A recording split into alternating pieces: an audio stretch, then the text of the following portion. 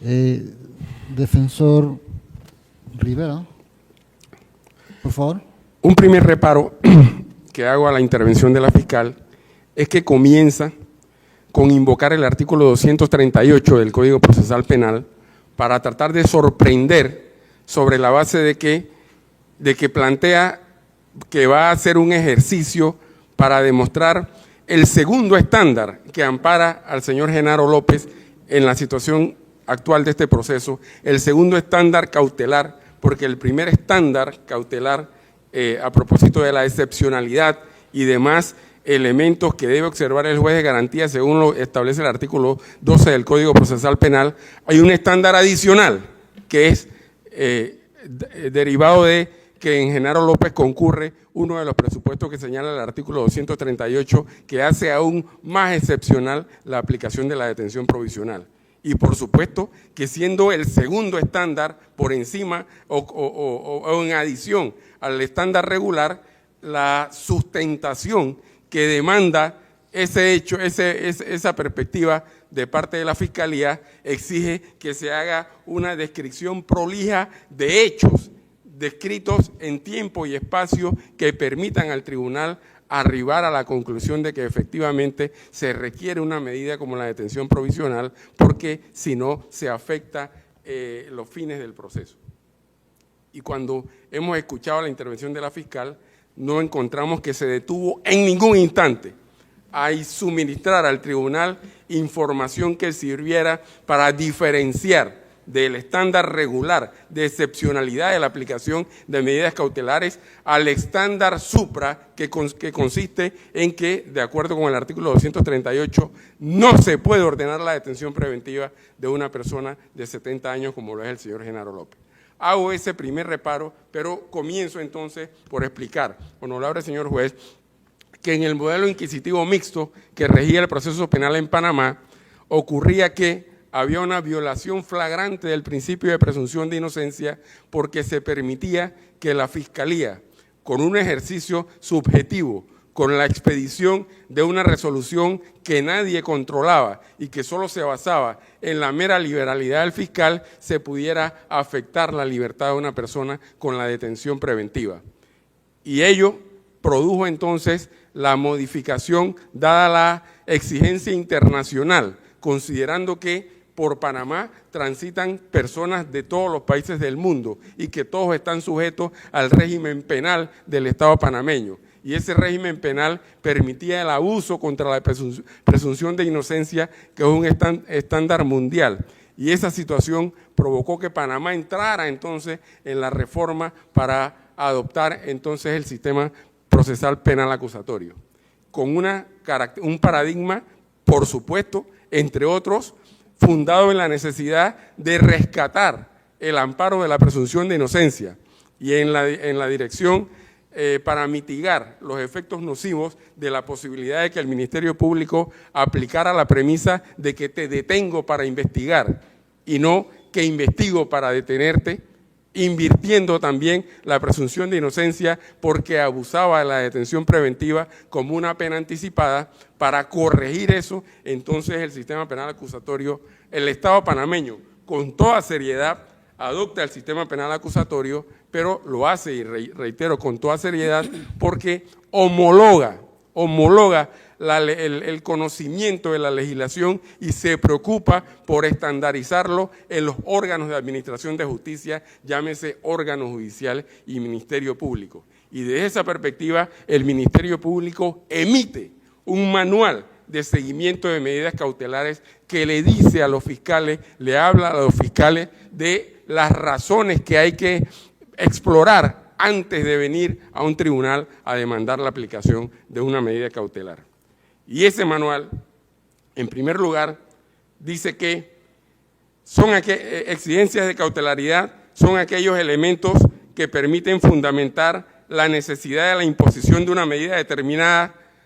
porque de lo contrario se puede afectar los fines del proceso o a las personas previamente ofendidas como consecuencia del delito. Se trata de la existencia de una situación cuya concurrencia produce un riesgo de que el juicio eventualmente no se realice o que se afecten derechos de terceros si no se impone determinada medida cautelar. Estos riesgos son descritos en el artículo 227 como posibilidad o peligro de fuga, peligro de destrucción de pruebas, peligro de reiteración del delito y peligro para la comunidad o para la vida o salud de otras personas. Si se impone una medida cautelar, dice el manual del Ministerio Público, sin que se demuestre la existencia de alguna de estas exigencias, se estaría violentando el principio de presunción de inocencia que consagra y protege la Constitución política de nuestro país. Se hace la salvedad que no basta con enunciar la exigencia, como lo hizo la fiscal, sino que hay que expresar qué elementos demuestran en concreto que ese riesgo efectivamente existe. Y esto no es la consideración subjetiva del abogado Javier Quintero, es el manual de seguimiento de medidas cautelares expedido institucionalmente por el Ministerio Público y del cual se ha apartado por completo la fiscal en el día de hoy. Yo rescato una afirmación que hizo el señor juez al momento en que dilucidaba sobre dar por presentada la imputación contra Genaro López. Y me refiero concretamente a que el señor juez puntualizó que daba por presentada la imputación, entre otras consideraciones, porque no era necesario que las conductas que describía la fiscal para imputar a Genaro López fueran acreditadas en este acto de audiencia, sino que, de acuerdo con el artículo 280, bastaba con un enunciado de los elementos de convicción y que esos requisitos formales se habían cumplido. Eso permite, en el terreno de la controversia sobre las medidas cautelares, rescatar la idea cierta de que lo que ha planteado hasta este momento el Ministerio Público en la imputación se trata de consideraciones hipotéticas que no pueden desde ningún ángulo considerarse como situaciones concretas acreditadas en el proceso que sirvan de sustento para la aplicación de determinada medida cautelar. El artículo 12 del Código Procesal Penal se ocupa de indicarle al juez de garantías que debe controlar el carácter excepcional, proporcional, subsidiario y humanitario de las medidas cautelares. Y por esa razón, el examen de los hechos que describe hipotéticamente la Fiscalía durante el ejercicio de la imputación no pueden valorarse, no pueden auscultarse con el mismo estándar de hipótesis que se plantea en la imputación, sino que ahora se trata de concluir que efectivamente estamos en presencia de situaciones debidamente acreditadas que justifican vulnerar la presunción de inocencia del imputado y que además justifican, como lo pretende la fiscal, en este caso, vulnerarla al máximo nivel que permite la ley. Ello me permite, honorable señor juez, hacer un ejercicio en primer lugar recorriendo por los requisitos que exige el artículo 222 para la aplicación de las medidas cautelares, referirme a los hechos de a los 4 delitos que imputó la Fiscalía. Y me refiero en primer término al delito de falsedad de documento. En la hipótesis que planteó la Fiscalía a propósito de la falsedad de documento, la defensa tuvo el cuidado, tuvo el tino de auscultar, considerando la estructura típica del delito de falsedad de documento, que definitivamente el sentido común lo indica, que si se trata de falsedad de documento debes identificar al menos de qué documento se trata, y la Fiscalía identificó de qué documento se trata su hipótesis a propósito de la falsificación, y la Fiscalía describió un documento como falso. Y el documento que describió como falso la Fiscalía fue la escritura pública 10.470 de 6 de junio del 2022. ¿Y qué recoge ese documento? En su literalidad, ese documento recoge la realización de un acuerdo, de una contratación, de un préstamo solicitado por el sindicato Suntrac a la cooperativa del Suntrac, un préstamo garantizado con hipoteca y anticresis. ¿Y en qué consiste la falsedad del documento? Como lo interrogó la defensa. La Fiscalía respondió en su hipótesis de imputación que la falsedad del documento, de ese documento que es el único que ha reputado de falso, la falsedad consistía en el único evento de que considera la Fiscalía que al escribir en el documento que la cooperativa, que al momento de firmar el documento, la cooperativa haría un desembolso de $1 millón a favor del que contrata el préstamo. Esa premisa no era cierta porque en ese momento la cooperativa no tenía esos fondos, tal como lo demostró un informe del IPACOT con posterioridad. Y lo que plantea como falso, como premisa falsa, la fiscal, es que la literalidad del documento no era posible cumplirla en la línea del tiempo que planteaba el documento. Y esa situación no hace en modo alguno que la escritura 10.470 sea falsa, porque la ejecución material de los actos a los que se refiere la literalidad del documento nada tiene que ver con la autenticidad de la escritura. Ninguna de las partes contratantes ha denunciado, cooperativa o el Suntra, ha denunciado que en la realización, en el levantamiento de ese documento, concurrió alguna información falsa. Por esa razón, por esa sencilla razón, y además apoyándome en una de las exigencias constitucionales cuya proyección legal está articulada en el artículo 13 del Código Penal, y me refiero concretamente al principio de tipicidad. La tipicidad no permite extrapolar para afirmar que un documento es falso, porque la realización material de su literalidad no es posible en la línea del tiempo que plantea el propio documento, sino que se va a materializar con posterioridad. Esa interpretación que hace la Fiscalía para concluir que el documento es falso no tiene ningún respaldo desde el punto de vista jurídico y en la dogmática penal. Esa falencia de la imputación por el delito de falsedad, esa falencia en la estructuración de los presupuestos fácticos de la imputación, si bien permitieron a este tribunal correctamente admitirlas como hipótesis de investigación, no pueden tener ningún sustento para invocar entonces ese presupuesto fáctico como sustento de una medida cautelar como la detención provisional en contra de Genaro López. En cuanto a la estafa agravada, la fiscal, en una argumentación un tanto difusa y apartada en algunos momentos de la estructura troncal, afirmaba que la estafa venía dada por el hecho de que unos terrenos que formaron parte de un acuerdo debieron inscribirse en el registro público a favor de los trabajadores y no del sindicato. Y ahí localiza entonces la fiscal lo que llama ella la estafa, el engaño, la estafa agravada, porque las fincas de Marras no se inscribieron a nombre de los trabajadores, sino a nombre del sindicato. Y frente a esa afirmación hipotética de la fiscal, debo hacer el siguiente recorrido y la siguiente acotación en principio. ¿Qué es un sindicato? Es un organismo que reconoce la ley, que además apareció en la historia como consecuencia de muchas luchas para mitigar los abusos y los excesos del poder económico frente a los trabajadores.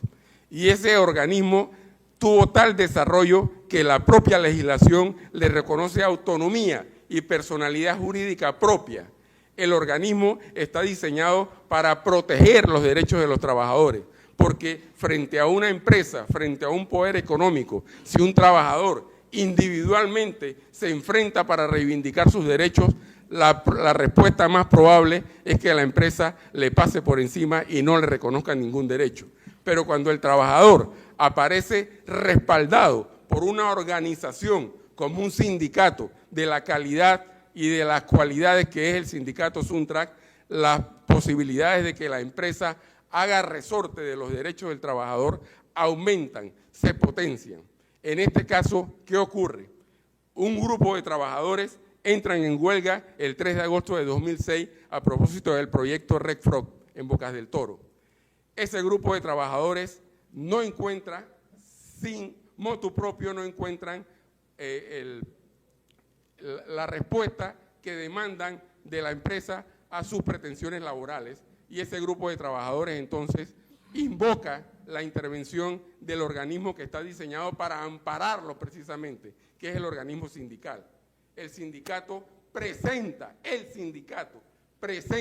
una demanda. Como consecuencia de esa demanda en el terreno laboral se produce una sentencia que reconoce los derechos de los trabajadores. El demandante es el sindicato. El juez que dicta la sentencia conoce el derecho laboral. El juez que dicta la sentencia sabe que el sindicato está actuando en representación de los trabajadores. El sindicato sigue la línea tratando de ejecutar la sentencia. Como ello no es posible porque se va a dilatar mucho en el tiempo y los trabajadores requieren realizar de inmediato sus prestaciones laborales, el sindicato plantea la posibilidad de un acuerdo con la empresa para, en lugar de esperar los términos judiciales que se podían extender por mucho tiempo y además con un carácter incierto, llegar a un acuerdo con la empresa. Y por supuesto que, como en todo acuerdo, las partes ceden. El sindicato no es un ente, no es un organismo con personalidad jurídica que compite a la par con cada individuo que forma parte del ejercicio laboral sindical. Para nada, el sindicato es el organismo que por personalidad jurídica propia representa a todos esos trabajadores. La interpretación que viene haciendo la fiscal al respecto sugiere que el sindicato presenta la demanda, pero son los trabajadores los que aparecen entonces deben aparecer entonces para ejecutar hasta el final las consecuencias de la acción del sindicato. Y eso está por completo divorciado de la realidad. Como consecuencia del acuerdo, la empresa se compromete al pago de una suma que ya no es la totalidad de lo que se decía en la sentencia, sino un porcentaje, que es la naturaleza propia de un acuerdo. Y además, ese porcentaje no se alcanzó de inmediato, sino que en el tiempo hubo necesidad de realizar otra huelga y otros acuerdos que culminaron finalmente con que la empresa no pudo realizar líquidamente el pago a los trabajadores al sindicato, porque el acuerdo fue con el sindicato, y realiza un acuerdo con el sindicato para entregar en dación en pago las 14 fincas de la referencia. Y cuando ese acuerdo se concreta, ese acuerdo genera un documento público, una escritura pública a través de la cual la empresa traspasa la propiedad de las 14 fincas al sindicato en el registro público. Se inscribe la escritura y las 14 fincas pasan al patrimonio del sindicato. Y pregúntese, señor juez, ¿por qué la fiscal no denunció, no incorporó en la hipótesis de la falsedad de documento que esa escritura, a través de la cual el sindicato adquirió las 14 fincas, es un documento falso? Por supuesto que no lo hace porque eso contrasta con el sentido común. El sindicato internaliza el patrimonio, asume el patrimonio de las 14 fincas, pero la Fiscalía entiende que, frente al hecho de que los querellantes han afirmado ahora que las fincas de la referencia tienen un valor de 28 millones de dólares, ellos son titulares de la diferencia entre ese valor propuesto sin ningún sustento por la parte querellante y el valor que fue recibido como consecuencia del acuerdo de dación en pago con el sindicato.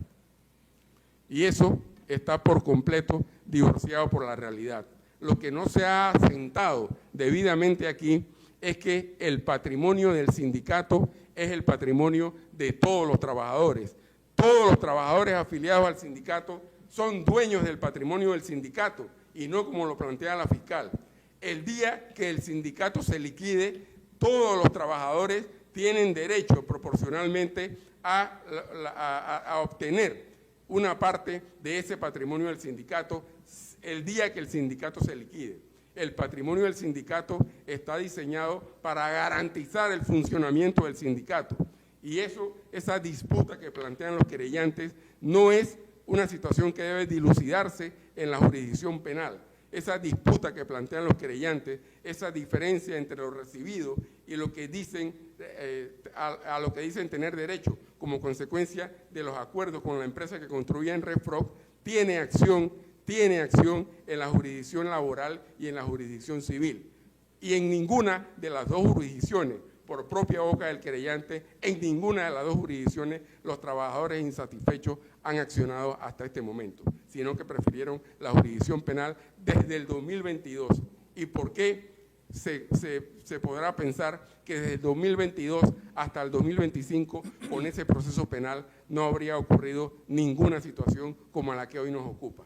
Porque sencillamente no había la posibilidad de forzar una situación jurídica para desarrollarla en el ámbito procesal penal cuando la naturaleza de la reclamación que hacen los querellantes inconformes descansa o se ampara perfectamente en las jurisdicciones laborales y civiles, y por ello hay que,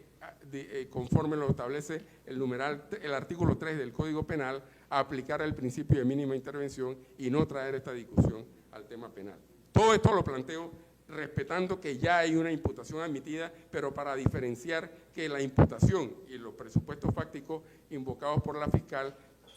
constituyen una hipótesis que adolece de estas debilidades que estoy narrando. Con relación al delito de blanqueo de capitales. Al delito de blanqueo de capitales, planteó la fiscal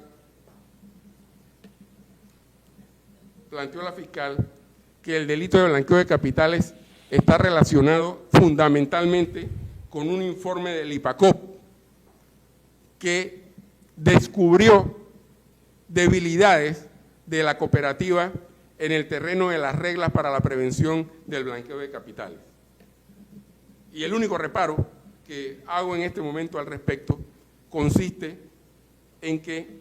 la fiscal no ha indicado de ninguna manera a este tribunal que la unidad de análisis financiero haya generado algún reporte hasta este momento, en el sentido de que en la cooperativa del Suntran se ha violentado alguna regla relativa a la prevención del blanqueo de capitales. No hay ningún reporte hasta este momento de la unidad de análisis financiero y la imputación se afirma sencillamente en una exploración del IPACOP que generó una resolución cancelando la operación de la cooperativa, resolución que está impugnada en la jurisdicción respectiva y que no produce ningún efecto jurídico hasta tanto sea agotada toda la vía para poder entonces afirmar que estamos en presencia de unos efectos jurídicos que cancelan la operación de la cooperativa. Esa información no fue puesta en conocimiento de este tribunal al momento de hacer la imputación. Por último, en cuanto a el delito de asociación ilícita, la fiscal no trae a este tribunal ninguna explicación o ninguna referencia fáctica de la que pueda el honorable juez adquirir conocimiento de que estamos en presencia del elemento principal característico del delito de asociación ilícita para delinquir, que es el concierto de 3 o más personas con carácter permanente. Es el elemento principal que identifica la doctrina con carácter permanente, precisamente para evitar que se confunda la hipótesis de un concurso delictivo con la asociación ilícita, porque lo que ha planteado la Fiscalía aquí es sencillamente que Genaro López y otras personas concursaron para cometer los actos relativos al supuesto apoderamiento de fincas que fueron objeto de un acuerdo extrajudicial en medio de una huelga de trabajadores en la construcción del proyecto RECFROG. No hay otro evento delictivo al que haga referencia, ni hay ningún hecho del que pueda sustraerse el carácter permanente de una asociación ilícita entre Genaro López y otras personas, y por ello no hay ninguna consistencia en esa imputación, y lo digo afirmando que formalmente se ha reconocido en la imputación esa figura delictiva como parte de la imputación, pero a los efectos de la aplicación de una medida cautelar no tiene ningún respaldo fáctico, porque la fiscal sencillamente no presentó ante este tribunal ninguna consideración al respecto. El manual de seguimiento de medidas cautelares del Ministerio Público dice que debe identificarse el riesgo procesal, pero debe contrastarse con las exigencias, entre otras, en primer lugar, de la necesidad como lo dice el numeral 2 del artículo 222 del Código Procesal Penal, que dice: si la medida es necesaria en cuanto a la naturaleza y el grado de las exigencias cautelares requeridas en el caso concreto. Y el manual del Ministerio Público dice que necesidad relacionado con la existencia de una exigencia cautelar que justifique la imposición de la medida. De lo contrario, si se fundamenta tan solo en la posible pena del delito, por ejemplo, sería una pena anticipada prohibida en nuestro ordenamiento jurídico. Lo dice el manual de seguimiento de medidas cautelares del Ministerio Público. La excepcionalidad en el evento que exista un riesgo que haga necesaria la aplicación de una medida cautelar, estas deben ser analizadas desde la más leve hasta la más grave. En el ejercicio que hizo la distinguida señora fiscal, la primera expresión que indicó este tribunal es que invocaba el artículo 238 porque lo que demandaba de inmediato era la aplicación de la detención provisional contra Genaro López, incumpliendo el mandato que le da el propio manual en el sentido de que debe explorar cuáles son, en el ejercicio de las 10 medidas cautelares que están previstas en el artículo 224, cuál de ellas es la que se necesita, siempre teniendo en consideración un elemento del cual se ha apartado por completo la fiscal, que es el carácter instrumental de las medidas cautelares, que están establecidas no para satisfacer una exigencia de retaliación por parte de las víctimas, como ha planteado la fiscal, sino para cuidar los fines del proceso. ¿En qué sentido la persona de Genaro López puede significar un peligro para el proceso desde el ángulo de las consideraciones que planteó la fiscal? El propósito de las medidas cautelares es minimizar los riesgos establecidos. Por ende, la medida cautelar que se aplique debe estar dirigida a minimizar ese riesgo específico. Si no hay manera de minimizarlo, la única opción es la detención provisional. Si no hay manera de minimizarlo, ¿qué ejercicio ha hecho la Fiscalía a propósito de los riesgos procesales que invoca? Veamos. En primer lugar, la fiscal invocó el riesgo procesal relativo al peligro de fuga y desatención al proceso. Y dijo que el peligro de fuga con relación a Genaro López descansaba en dos situaciones concretas.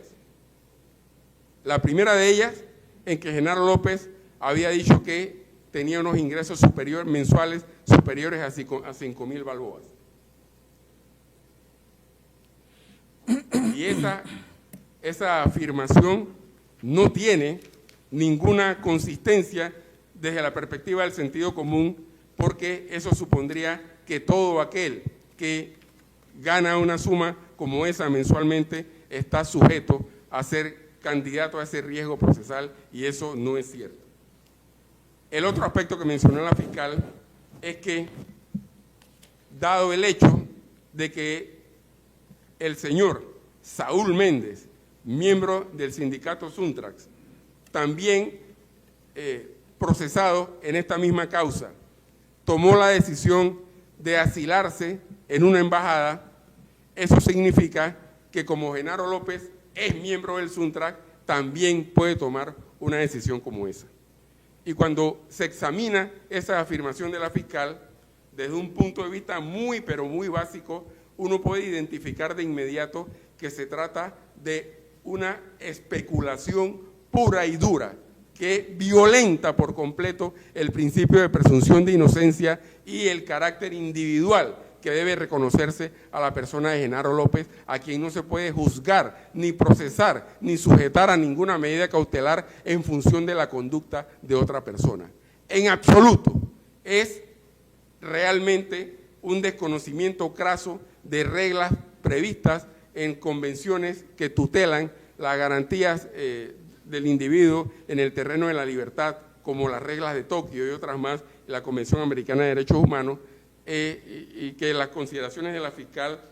ponen de manifiesto que no tiene ningún sustento para afirmar la necesidad de que se aplique una medida cautelar de detención provisional contra Genaro López porque hay peligro de fuga. Frente a ello, frente a esa manifestación del peligro de fuga, le indico 5 situaciones concretas a la señora fiscal. Genaro López tiene arraigo domiciliario, aceptado completamente por la Fiscalía, nunca controvertido en este acto de audiencia. Genaro López tiene arraigo laboral, aceptado por la Fiscalía, nunca controvertido en este acto de audiencia. Genaro López es panameño. Genaro López se notificó, y no es cierto lo que dice la Fiscalía, que por el hecho de que hoy a Genaro López se le han imputado 4 delitos graves y hoy ha tomado conocimiento de que tiene una investigación en su contra por 4 delitos, eso incrementa el peligro de fuga o desatención a proceso de Genaro López. Honorable fiscal, honorable juez, respetuosamente tengo que informar al tribunal que Genaro López está informado de este proceso y no por 4 delitos, sino por 5 delitos, porque incluyó también la resolución que admitió la querella, el delito contra la Administración de Justicia. 5 delitos, pero Genaro López no se enteró de eso hoy. Genaro López está notificado de la resolución que admite la querella penal desde el año 2022, de modo que esta situación no puede significar desde ningún ángulo serio la afirmación de que eso genera un peligro de fuga o desatención del proceso para Genaro López. Pero además, honorable juez, Genaro López en este proceso ha participado por conducto de su apoderado en ejercicios de mediación y conciliación con los querellantes. Y cómo en ese contexto puede inferirse un peligro de fuga o desatención al proceso. Cuando hizo el ejercicio a propósito del numeral 2 del artículo 227 del Código Procesal Penal, la fiscal hizo referencia al peligro de destrucción de pruebas, porque Genaro López trabaja en Suntrax y todavía hay documentos pendientes de buscar en Suntrax. Frente a ello, en primer lugar, debo recordarle a la fiscal que fue televisado y fue visto en redes sociales el agresivo allanamiento, la agresiva diligencia de allanamiento con un componente policial cuasi militar enorme que se tomó las oficinas del Suntrax. Y pregúntese cuál era el propósito de esa diligencia de allanamiento si no hubo recaudo de ningún medio probatorio, al punto que hoy la fiscal diga aquí ante este tribunal que necesita buscar documentación en las oficinas del Suntrax. Eso va poniendo en evidencia, va poniendo en perspectiva que no hay un objetivo relacionado con la recta y correcta administración de justicia en las pretensiones de aplicación de una medida cautelar tan grave como la detención provisional a propósito del señor Genaro López. Pero además debo indicar que el manual del Ministerio Público establece de seguimiento de medidas cautelares que cuando el riesgo procesal, le dice al fiscal, cuando el riesgo procesal consiste en el peligro de fuga, debe el fiscal hacer lo siguiente. A través del siguiente cuadro se demuestra que ante la existencia de un determinado riesgo existen maneras de lograr minimizarlo mediante la imposición de una medida cautelar que no necesariamente tiene que ser la detención preventiva. Y dice el cuadro, cuando el riesgo es peligro de fuga o desatención al proceso, en primer lugar, la medida cautelar que se debe ensayar es la obligación de comparecencia periódica. Si esa no resulta, la prohibición de salida del ámbito territorial que se determine. Si esa no resulta, o ambas acumuladas, la prestación de caución económica,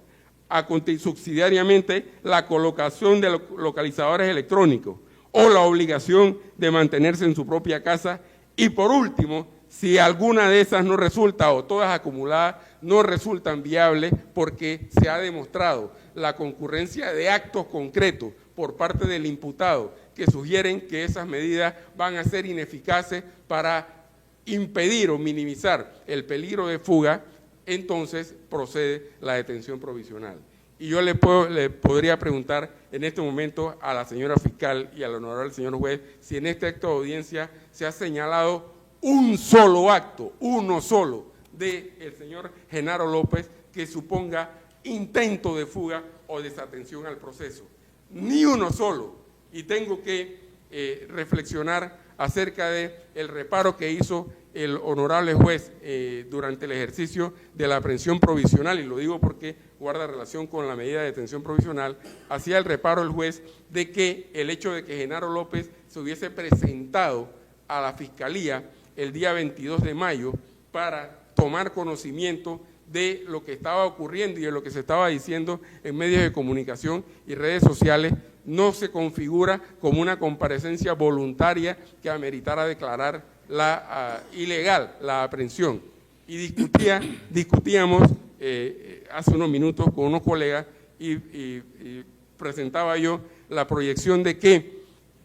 ciertamente la tutela de la garantía de la libertad a nivel constitucional y convencional supone que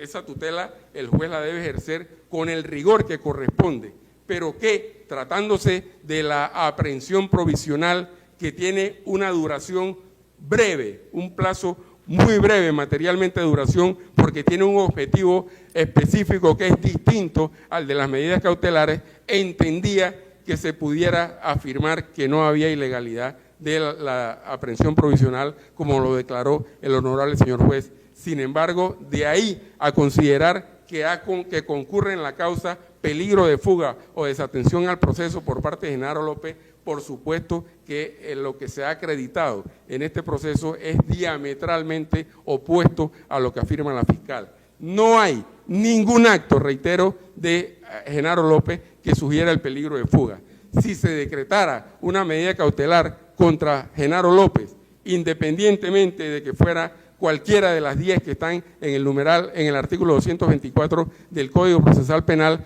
no podría ser el peligro de fuga o el de desatención al proceso el fundamento fáctico, el fundamento jurídico para esa aplicación, porque carece por completo de fundamentación fáctica.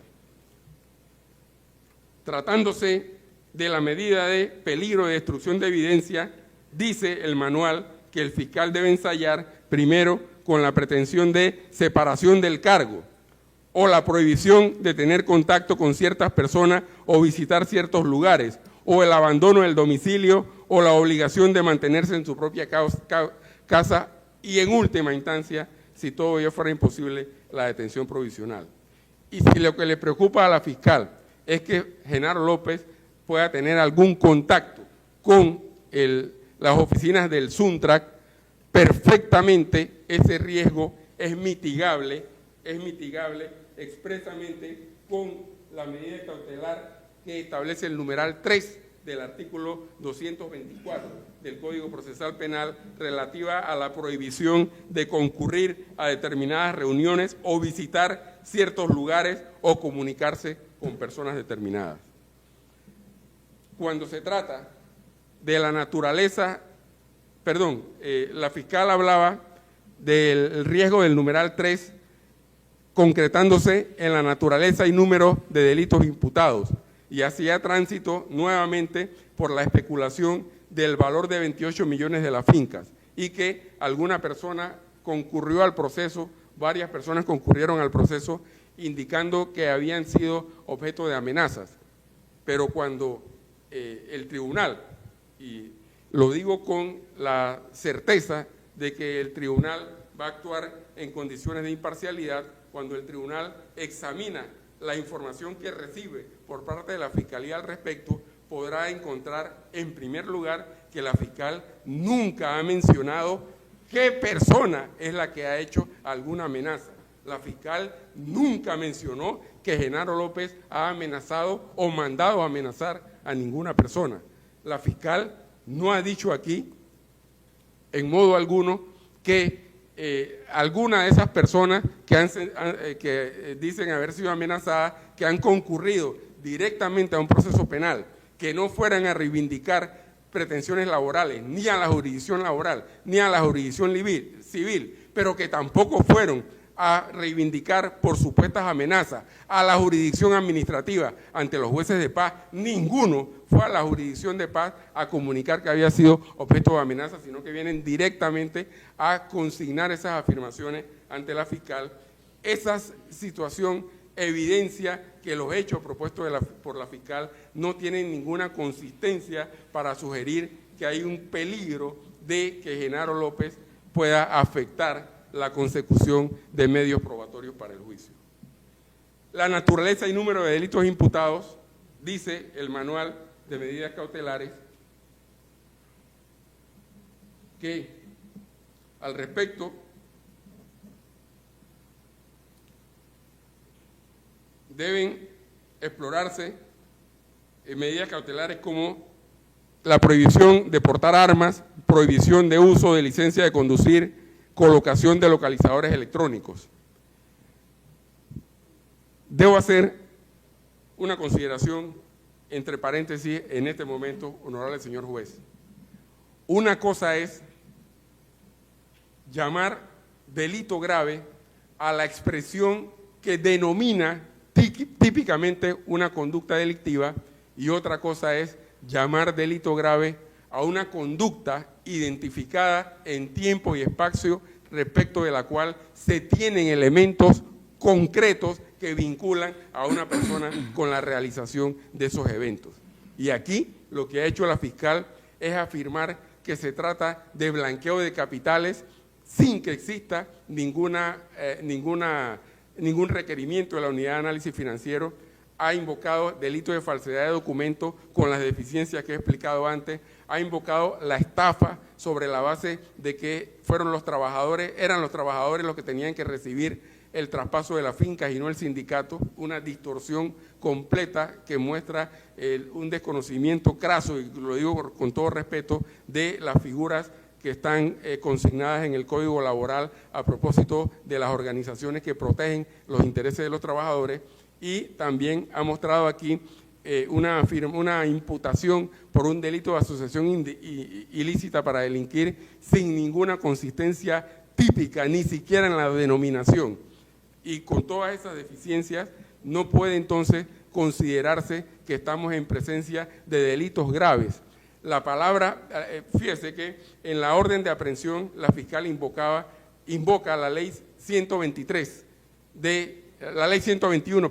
del 2013, que contiene un enunciado de lo que se considera delitos graves. Pero de lo que no hace explicación la fiscal, ni en la orden de aprehensión, ni lo ha hecho ante este tribunal, es que esa propia ley establece que para los efectos de esa ley, estos se consideran delitos graves. ¿Y por qué lo hace la ley? ¿Por qué hace un enunciado de delitos graves? Porque la ley lo que pone es un límite,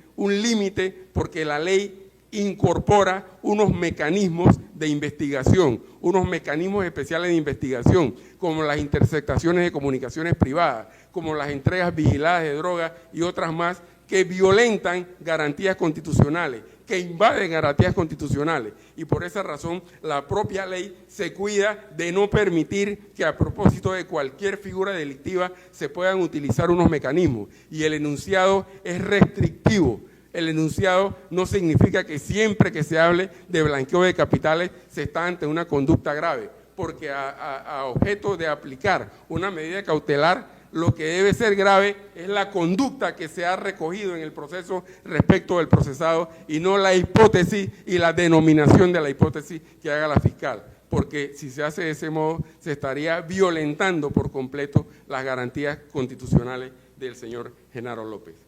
En cuanto al peligro de atentar contra otras personas, fíjese que el manual, tal como lo leí al principio, le dice a la fiscal que no basta con enunciar el riesgo, Y en el riesgo 4, la fiscal enuncia el riesgo de peligro de atentar contra, dice el numeral 4, cuando existan razones fundadas para inferir peligro de atentar contra la víctima o sus familiares. Peligro de atentar contra la víctima o sus familiares. Pero además la expresión más significativa del enunciado del numeral 4 es que dice cuando existan razones fundadas. ¿Y cómo puede fundarse una razón ante este tribunal si no se le consignan los hechos establecidos en tiempo y espacio para afirmar que existen razones fundadas para creer que Genaro López puede atentar contra la víctima o sus familiares.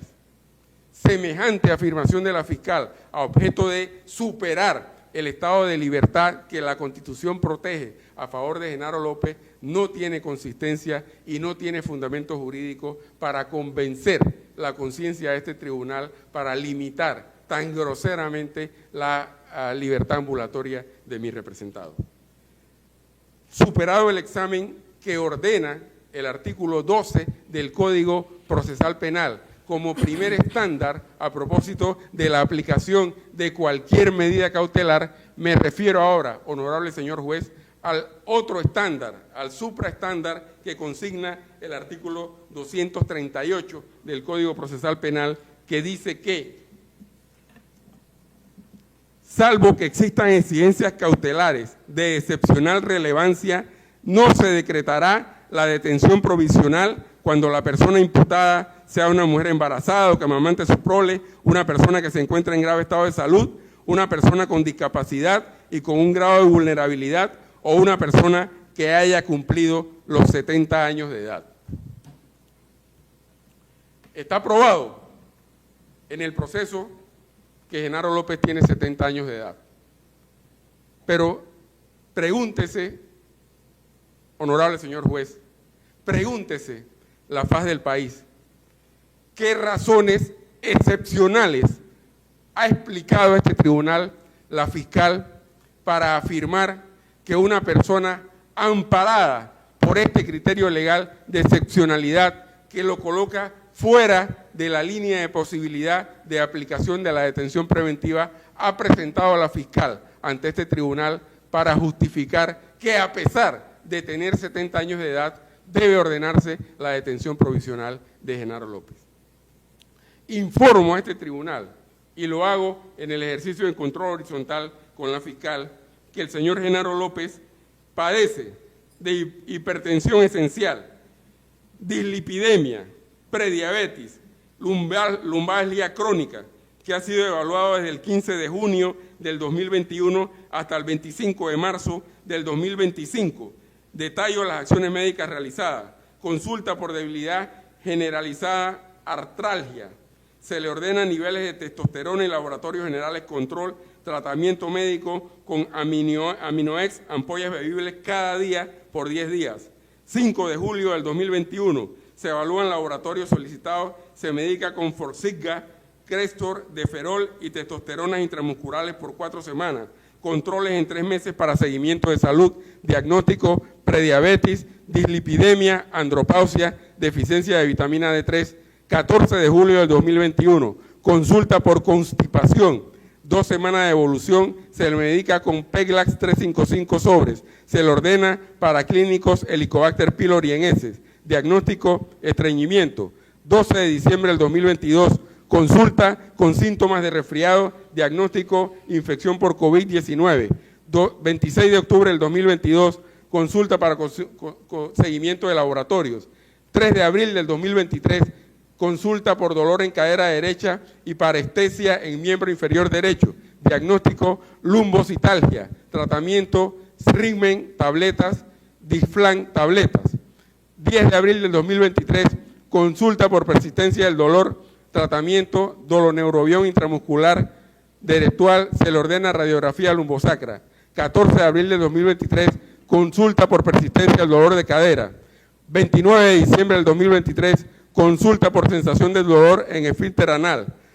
11 de junio del 2024, consulta por secreción en ojo derecho y eritema, entre otras situaciones, y esto lo suscribe el doctor Francisco Yu Lo, de Medicina General de Urgencias del Centro Médico San Luis, que corro en traslado en el control horizontal a la Fiscalía.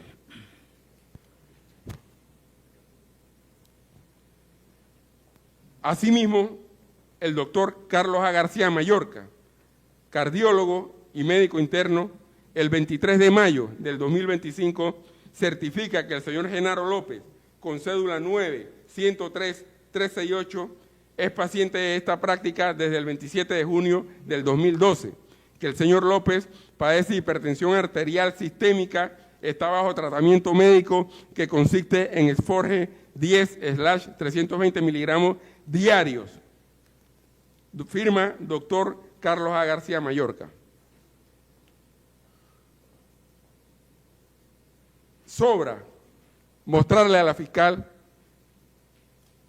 el recibo de consumo de agua de la residencia del señor Genaro López, pues ya está admitido debidamente el arraigo domiciliario al efecto.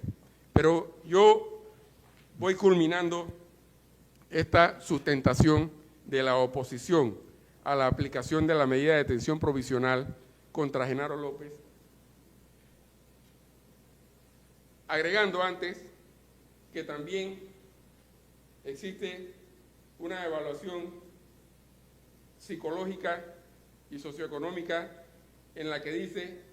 en sus conclusiones que Genaro López convive con su grupo familiar permanente, que mantiene vínculos afectivos estables familiares, que es el principal sustento económico de su familia, mantiene residencia permanente en José Domingo Espinar Altos de la Pulida, trayectoria laboral de obrero de la construcción, es padre, abuelo y esposo comprometido con su núcleo familiar y se evidencia su activa participación como parte de la dirigencia del Suntrax. Lo suscribe la trabajadora social Isabel Cuadra. Honorable señor juez, dos consideraciones a guisa de límites impone la razón a quien tenga la responsabilidad tan grande como la que tiene usted en este momento para decidir acerca de la libertad de Genaro López frente a un conflicto tan grandilocuente como el que hoy nos ocupa, frente a un conflicto jurídico penal que ha trascendido, y no por voluntad de Genaro López, ha trascendido indebidamente más allá de los tribunales, más allá de las fiscalías. Un conflicto jurídico que está, de acuerdo con la Constitución y la ley, reclamado a resolverse solo aplicando correctamente las normas convencionales, constitucionales y legales que rigen la materia. Dos límites hay aquí. Uno, considerar el carácter instrumental de las medidas cautelares y que su objetivo es asegurar la comparecencia del procesado a todas las etapas del proceso y garantizar que no hay posibilidad de que atente contra la vida e integridad de otras personas o que afecte la consecución de las pruebas por parte de la Fiscalía, y parado en ese límite, sustentar razonadamente que ninguna de las 9 medidas cautelares que están previstas desde el numeral 1 hasta el numeral 9 del artículo 224 del Código Procesal Penal son suficientes para lograr esa finalidad, y que por esa razón, a pesar de sus 70 años, es necesario meter preso en un centro carcelario a Genaro López. Ese es un límite que impone la razón. Y el otro límite es la necesidad de demostrar, lamentablemente, muy a mi pesar, porque parto de la premisa de creer 100% en la administración de justicia, creer en la imparcialidad, en la honestidad, en la verticalidad de todos los intervinientes del proceso penal acusatorio, y por eso pienso que es hiriente la existencia de un límite que signifique tener que demostrar, lamentablemente, a la faz del país, que adoptar una decisión de mandar a Genaro López, de 70 años, a un centro carcelario es una decisión jurídica y no es una decisión con otro sustento, una decisión que persigue satisfacer otros intereses que no son la correcta realización de la justicia penal. Yo termino respetuosamente, honorable señor juez, termino esta intervención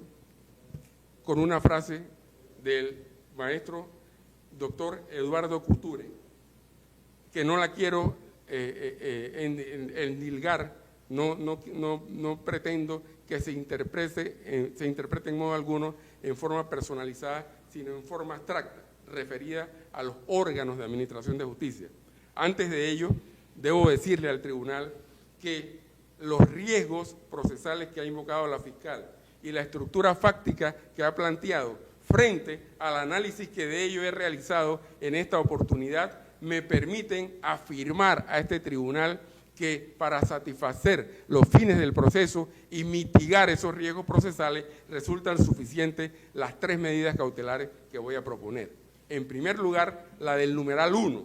la obligación de comparecer los días 15 y 30 de cada mes a la Oficina de Seguimiento de Medidas Cautelares del Ministerio Público. En segundo lugar, la del numeral 2, consistente en la prohibición de abandonar el país,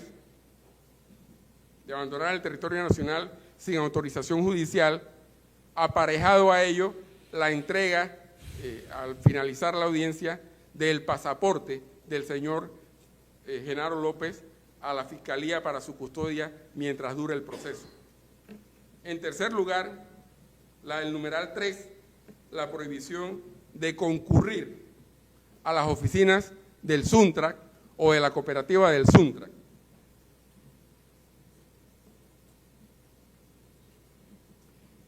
Y si estas 3 medidas cautelares, a juicio de este tribunal, no resultaran suficientes para mitigar los riesgos procesales en la dimensión que los ha planteado la Fiscalía, entonces demando que se aplique en forma subsidiaria la medida cautelar del numeral 8 del artículo 224 del Código Procesal Penal, consistente en la obligación de mantenerse en su propio domicilio, ubicado en La Pulida,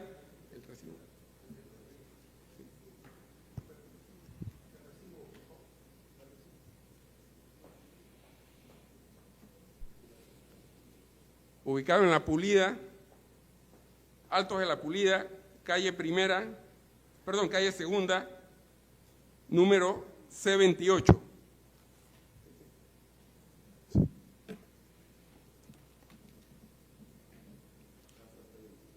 Casa C28. Medida esta que de aplicarse en forma subsidiaria, también demando que sea aparejada de la entrega del pasaporte con la aplicación de esta medida de arresto domiciliario en caso que esa sea la selección del tribunal. Y termino, como decía, con la cita del maestro Eduardo Couture, y con todo el respeto, porque